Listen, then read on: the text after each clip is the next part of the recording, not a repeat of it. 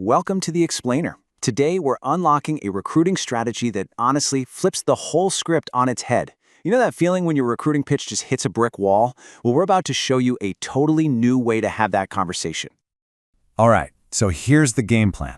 We're going to break down this 5-step playbook. We'll look at the big paradox in recruiting, what this meet and greet is all about, the questions you need to ask, the rules of the road, and how to lock in that crucial next step. All right, first up, the recruiting paradox. Let's get right into the core problem here. See, every single recruiting manager out there wants to bring in the best talent, right? But the way most of us do it, well, it's actually working against us. So why does this happen? I mean, really think about it. You get an agent to agree to coffee. What happens? They show up totally skeptical, maybe a little cynical. Their guard is way up. They're just waiting for the sales pitch to drop. And when someone's that defensive, trying to build a real connection, it's pretty much impossible from the get-go. And this is the absolute key. It all boils down to a massive shift in your mindset. You've got to stop telling and selling. Stop talking about how amazing your company is. The new mission? It's all about listening and discovering. It's about their world, not yours. Okay, so what's the solution? Let's get into it. It's this really powerful strategy called the meet and greet. And let me be clear, this is not just a fancy new name for a recruiting lunch. No, this is a total re-engineering of that first meeting. Okay, pay close attention because this definition is everything. Your objective is not to pitch. It's to do research, gather intelligence, and build rapport. Think about that. You're not a salesperson in this meeting. You're a researcher. Your whole goal is to understand the agent, their business, their frustrations, their dreams. They are the subject of your research, not the target of your sales pitch. So, your mission, should you choose to accept it, has 4 parts. 1, just get to know them, for real. 2, listen for what are called dissatisfiers. You know, those little or big frustrations they have with their current situation. 3, build genuine rapport. And 4, and this is important, if it's not the right time, you simply position yourself as the obvious go-to alternative for whenever they are ready. All right, so to pull this mission off, you can't just show up and wing it, right? You need the right tools for the job. And in a meet and greet, your single most powerful tool is the question. I love this idea. You've got to be a good detective, and you need to listen twice as much as you talk. That's a huge identity shift, isn't it? You're not a manager anymore. You're a detective. You're on the hunt for clues, trying to uncover their real motivations, putting together the pieces of their story. And what does any good detective do? They listen way more than they talk. Now, you don't want this to feel like an interrogation, so you've got to mix things up. A great detective has a whole toolkit of questions, not just one type. We're talking alternative choice, information gathering, yes, no, all the way up to some really clever techniques like the porcupine.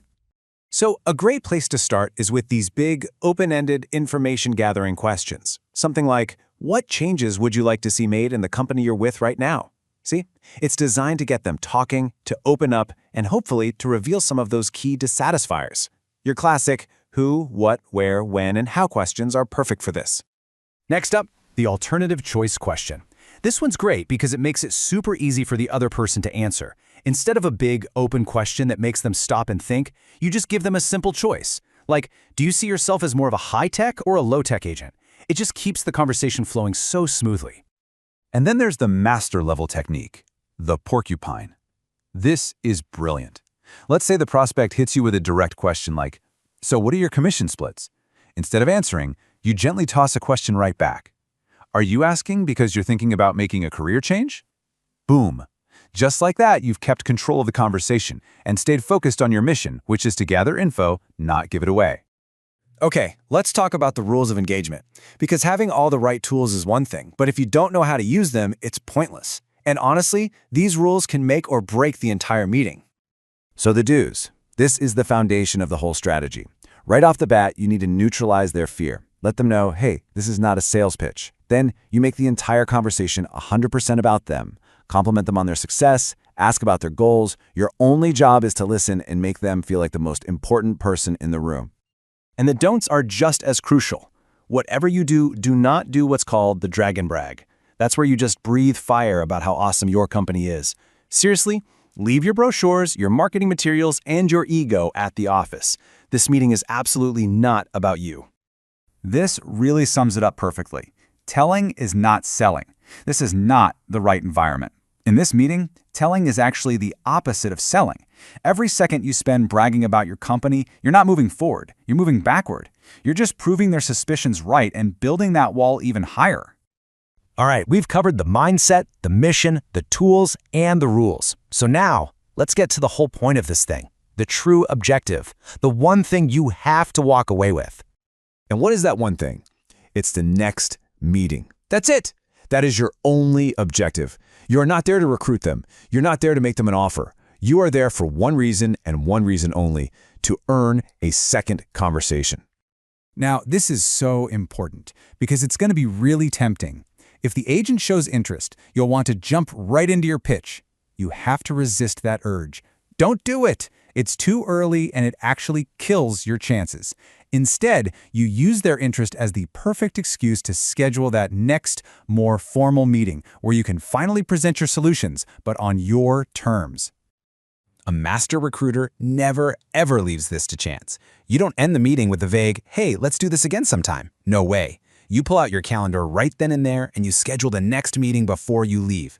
That is the only way you know if the meet and greet was a success. So that leaves us with this final, kind of mind-bending thought. When the meeting is all about them, who really holds the cards? See, by giving up control, by refusing to sell, you paradoxically gain all the power. You get the intel you need, you build real trust, and you're no longer seen as a salesperson. You're a consultant they actually want to talk to again. And that means you hold all the cards for whatever comes next.